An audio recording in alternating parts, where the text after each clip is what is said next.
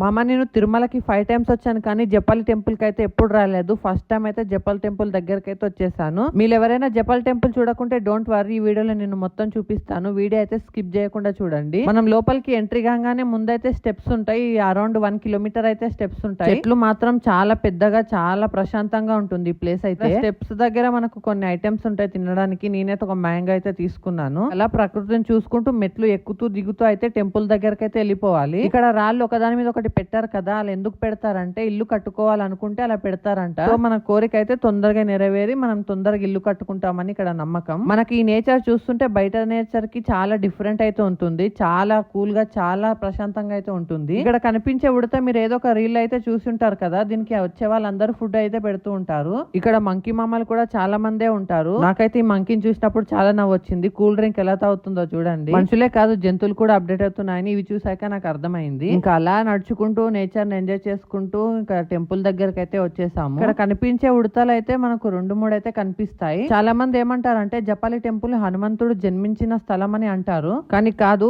హనుమంతుడు ప్రత్యక్షమైన ప్లేస్ అంట. జబాలి అనే ఒక మహర్షి బాగా తపస్సు చేశాడంట హనుమంతుడు కోసం. అప్పుడు హనుమంతుడు మెచ్చి ఇక్కడ ప్రత్యక్షమయ్యాడంట. అలాగే వనవాసం సమయంలో రాముడు, సీత, లక్ష్మణుడు ఈ ప్రదేశంలో ఉండి వెళ్లారంట. మీరు ఇక్కడ ఒక చెట్టుకు గమనిస్తే వినాయకుడు అయితే ఉంటాడు కదా, అక్కడ ఆ వినాయకుడు స్వయంభుగా వెలిసాడంట. మేమైతే టెంపుల్ కి అయితే ప్రదక్షిణ అయితే చేసి దర్శనం అయితే తీసుకున్నాము. చాలా మంచిగా అయితే అనిపించింది. మీరైతే తిరుమలకు వస్తే తప్పకుండా జపాలి టెంపుల్ కి అయితే రండి. అలాగే ఇక్కడ కొన్ని తీర్థాలు కూడా ఉంటాయి, అవి కూడా విజిట్ అయితే చేయండి. ఇక్కడ ఈ కోనేరు కనిపిస్తుంది కదా, ఈ కోనేరులో స్నానం చేస్తే మనకున్న పాపాలన్నీ పోతాయంట. ఇంకా ఇలా నా జపాలి టెంపుల్ అయితే చాలా మంచిగా దర్శనం అయితే అయిపోయింది. మీరు ఎంతమంది జపాలి టెంపుల్ ని విజిట్ చేశారో కామెంట్ చేయండి. మీ ఎక్స్పీరియన్స్ కూడా కామెంట్ చేయండి.